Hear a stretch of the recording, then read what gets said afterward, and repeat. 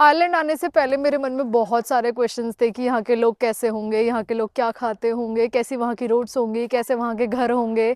तो बहुत सारे क्वेश्चंस को लेके मैं यहाँ पे आई। हेलो एवरीवन, कैसे हैं आप सभी? आई होप आप सभी लोग बहुत अच्छे होंगे। सो आज की वीडियो में हम दिखाने वाले हैं कि आइलैंड के घर कैसे होते हैं।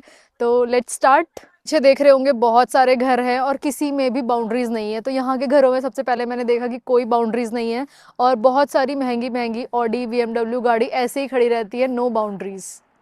और अगर किसी को बाउंड्री भी करवानी होती है तो वो इस तरीके से बाउंड्री करवाता है, यानी कि प्लांट से बाउंड्री कराते हैं और ये बहुत अच्छा भी लगता है देखने में। और अगर किसी को थोड़ी सी स्ट्रॉन्ग बाउंड्रीज करवानी होती है तो इस तरीके से ग्रिल वाली बाउंड्रीज करवा देते हैं, कॉन्क्रीट वाली बाउंड्री कहीं पर भी नहीं है। जैसे कि आप मेरे पीछे वाले घर देख रहे हो, इनके गेट जो हैं बिल्कुल छोटे छोटे होते हैं और यहाँ पर कोई बाउंड्रीज नहीं है। सबकी गाड़ियाँ बहुत महंगी महंगी बीएमडब्ल्यू ऑडी सारी गाड़ियाँ इसी तरीके से खड़ी रहती है यहाँ पे। तो सेफ्टी बहुत अच्छी है यहाँ पे। और दूसरी चीज़ यहाँ पे क्या आप देखोगे, नो बालकनीज, नो छत। कोई छत नहीं है, जैसे हम लोग अपने वहाँ पे छत में घूमने चले जाते हैं, बालकनी में आ जाते हैं, लेकिन यहाँ पे कोई बालकनी नहीं है। बड़ी बड़ी सी विंडोज़ हैं बट नो बालकनीज।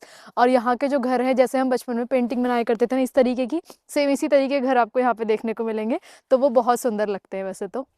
और यहाँ पे किसी भी घर में नेम प्लेट्स नहीं होती हैं, इस तरीके के नंबर्स लिखे रहते हैं घर के बाहर। और एक चीज़ और, पोस्ट बॉक्स होते हैं यहाँ पे, क्योंकि यहाँ पे रिटन डॉक्यूमेंट्स बहुत ज़्यादा होते हैं। तो किसी किसी घर में पोस्ट बॉक्स लगे रहते हैं और किसी किसी घर में इस तरीके से लगा रहता है, इसके अंदर आप डाल सकते हैं कोई भी डॉक्यूमेंट बाहर से। यहाँ का गार्बेज सिस्टम भी हमारे वहाँ से बहुत अलग है। जैसे हमारे वहाँ डेली कूड़ा वाला आया, घर से कचरा निकाल, तो हम कूड़ा फेंकने के लिए जाते हैं। लेकिन यहाँ पर क्या होता है, बड़े बड़े से बिन्स होते हैं, जैसे आप लोगों को मेरे पीछे दिख रहे होंगे। इस तरीके के दो तरीके के बिन्स होते हैं और ये वीकली आते हैं। अब हम आ गए यहाँ के किचन में और यहाँ पर भी बहुत सारी चीजें हैं जो इंडिया से डिफरेंट है। तो सबसे पहले हम स्टार्ट करेंगे गैस स्टोव की। तो यहाँ पर गैस स्टोव नहीं होते, इस तरीके की हीटिंग प्लेट्स होती है, जिसमें हम इंडियंस को रोटी सेकने में थोड़ी सी प्रॉब्लम होती है। बट यहाँ पर आप एक स्टैंड रख के रोटी अपनी सेक सकते हैं या फिर आप तवे पे सेक सकते हैं। तो ये प्रॉब्लम हमने फेस की है यहाँ पे। और यहाँ पे जो आपको स्लैब दिख रहे हैं, ये हमारे इंडिया की तरह मार्बल के नहीं होते हैं, ये पूरा वुडन का है। आपको साउंड भी सुनाई दे रही होगी इसकी। ये पूरा वुडन वर्क है। और यहाँ पर कोई भी गर्म चीज रखने से पहले, जस्ट लाइक हम अपने मार्बल में, अपने स्लैब में कोई भी गर्म चीज इजीली रख देते हैं, लेकिन इसमें नहीं रख सकते, थोड़ा जलने का भी खतरा होता है।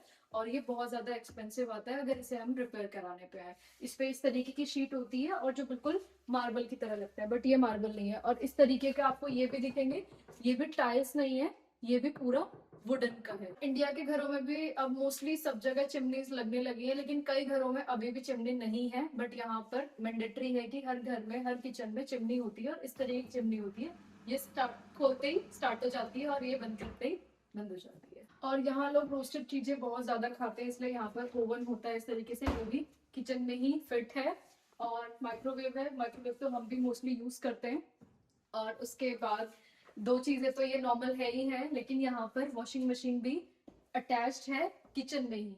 हम घर में क्या करते हैं, बालकनी में लगाते हैं या फिर कहीं और स्पेस देखते हैं वॉशिंग मशीन लगाने का, बट यहाँ पर किचन में इस तरीके से ये इंस्टॉल्ड है।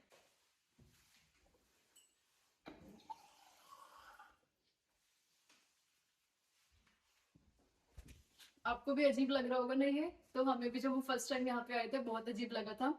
यहाँ पे लोग टैप वाटर ही यूज करते हैं पीने के लिए। हमारे घरों में क्या होता है, आरओ होता है, बड़ी बड़ी टैंक होती है, टंकी होती है छत के ऊपर, उससे पानी सप्लाई होता है, फिर वो आरओ में प्योरीफाई होता है, फिर हम लोग पीते हैं। यहाँ पे डायरेक्टली टैप वाटर ही आता है और ये 24/7 अवेलेबल रहता है, यानी कोई मोटर ऑन नहीं करनी, कोई समरसीबल ऑन नहीं करना, ये परमानेंट फिक्स होता है यहाँ पे और इसी में हमेशा पानी आता रहता है।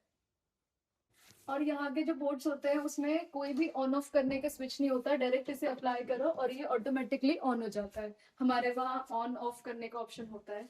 यहाँ पे इस तरीके का बैकयार्ड होता है हर घर में, इसे हम कपड़े सुखाने के लिए और भी बहुत सारी चीज़ों के लिए लोग यूज़ करते हैं। इसे यहाँ पे बारबेक्यू लगा लगा सकते हैं, पार्टीज कर सकते हैं, और यहाँ पर अगर अच्छी सी धूप आ रही हो तो बैठ के अपना लंच एंजॉय कर सकते हैं और बहुत सारी चीज़ें यहाँ पे अपनी पर्सनल यूज़ के लिए कर सकते हैं। जैसे बच्चों के लिए झूले लगा सकते हैं, ट्रैम्पोलिन लगा सकते हैं, काफ़ी सारी चीज़ों के लिए ये यूज़ होता है। अब मैं आ गई हूँ यहाँ के डाइनिंग रूम में और यहाँ पर डेली झाड़ू पोछे का कल्चर नहीं है। यहाँ पर इस तरीके के वुडन फ्लोर होता है जिसमें डेली पोछा लगाने से ये खराब हो जाता है। जैसे हमारे वहाँ डेली झाड़ू पोछा तो लगना ही लगना है, मैंडेटरी है। बट यहाँ पर क्या होता है, वीकली या फिर आफ्टर 2 डेज या 3 डेज बाद आप इस तरीके से वैक्यूम क्लीनर से क्लीन कर सकते हैं इसको। और मैंने यहाँ पर एक चीज और यूनिक देखी। हमारे इंडिया में क्या होता है, बहुत बड़े बड़े से बोर्ड होते हैं और उसमें काफी सारे स्विचेस होते हैं, बट यहाँ पर एक छोटा सा बोर्ड है और एक छोटा सा ही स्विच है। इस तरीके के हर घर में जो जो यूज की चीजें हैं वहां पे छोटे छोटे से बोर्ड और स्विचेस होते हैं, जस्ट लाइक दिस।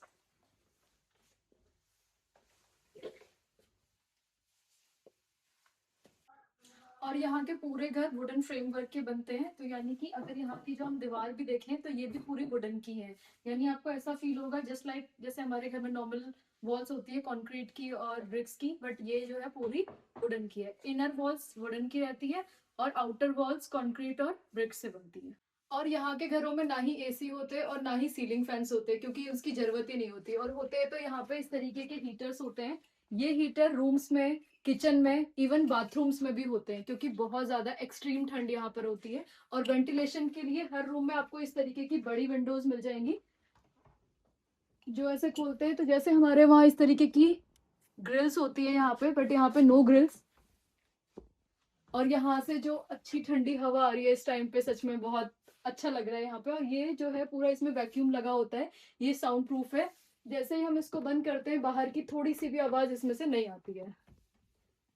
और यहाँ के वॉशरूम इंडिया से बहुत अलग होते हैं। यहाँ पर बाल्टी और मग्गे वाला कोई कल्चर नहीं है। यहाँ पे इस तरीके से बाथ टब होते हैं या फिर ग्लास का अलग से सेपरेट एरिया होता है जो शावर के लिए यूज किया जाता है। और इसमें पूरे वॉशरूम में कहीं पर भी ड्रेनेज नहीं होता है, सिर्फ ये बाथ टब में यानी शावर एरिया जो होता है सिर्फ उसमें ड्रेनेज का सिस्टम रहता है। और यहाँ पे हर घर में इस तरीके का फायर अलार्म लगा रहता है। और हम इंडियंस को इससे थोड़ी सी प्रॉब्लम होती है, जैसे आलू का पराठा बनाते हैं या फिर कुछ हम तड़का लगाते हैं तो उससे पहले हमें विंडोज और चिमनी ओपन करनी पड़ती है, अदरवाइज यहाँ पर अगर धुआं आ गया यहाँ तक तो ये फायर अलार्म बहुत जोर से बजने लगता है।